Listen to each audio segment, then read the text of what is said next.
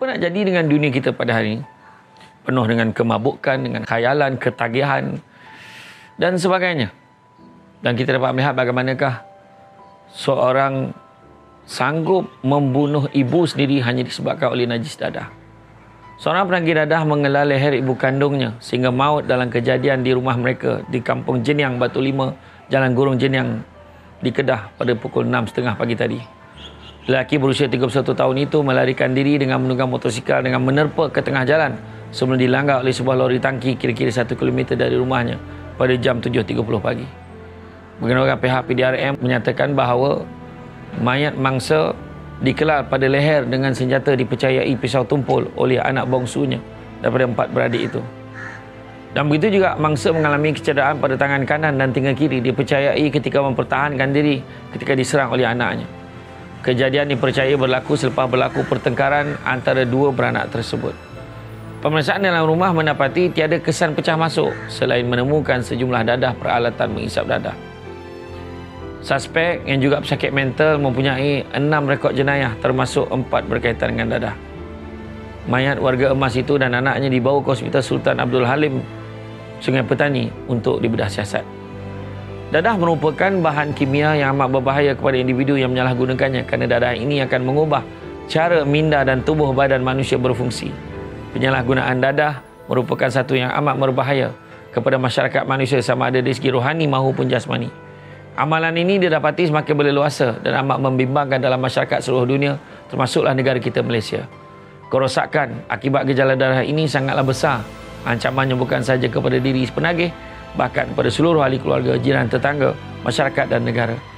Dia bukan sahaja menghilangkan kewarasan akal, melenyapkan keharmonian, menghancurkan kegembiraan, malah akan diwarnai dengan tangisan dan penyesalan yang berpanjangan.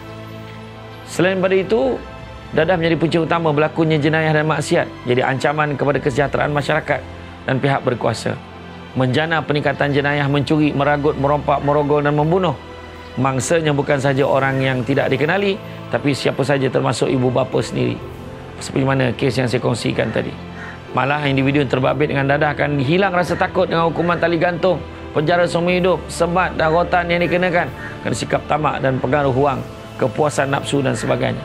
Selain daripada itu, dadah menjadi punca utama berlakunya jenayah dan maksiat. Jadi ancaman kepada kesejahteraan, menjadi punca kucar kacir dan sebagainya. Tuan-tuan dan puan-puan rahmati Allah sekalian, Islam menyatakan pendirian yang jelas berkenaan hukum penyalahgunaan dadah. Para ulama bersepakat terhadap pengharamannya kerana kesamaan sifat dan ilahnya dengan arak, sesuatu yang memberikan kesan memabukkan dan menghilangkan kewarasan akal. Oleh itu, hukum penyalahgunaan dadah adalah haram, seperti hukum peminum arak yang dianggap ibu segala maksiat dan kejahatan. Firman Allah SWT dalam surah Al-Ma'idah ayat yang ke-90. Ayat ini diperkukuhkan lagi dengan hadis riwayat daripada Ibnu Umar radhiyallahu anhu bahawa Rasulullah SAW bersabda, setiap perkara yang memabukkan itu adalah arak dan setiap arak itu hukumnya haram. Hadis riwayat Muslim. Angkara penyalahgunaan dadah telah meranapkan harapan ibu bapa, guru-guru, memusnahkan impian saudara mara, menghancurkan masa depan anak-anak dan isteri.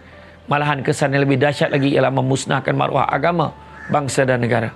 Pada prinsipnya, mereka yang terlibat dengan dadah merupakan satu perbuatan jenayah dan berdosa besar kerana telah mencampakkan diri ke lembah kehinaan. Sedarlah bahawa perbuatan ini sebenarnya akan menjauhkan diri daripada Allah SWT. Oleh itu, susah membantras dan memerangi dadah serta jenayah dan seumpamanya satu perbuatan yang mulia yang sangat dituntut oleh agama sebagai suatu amal ibadah.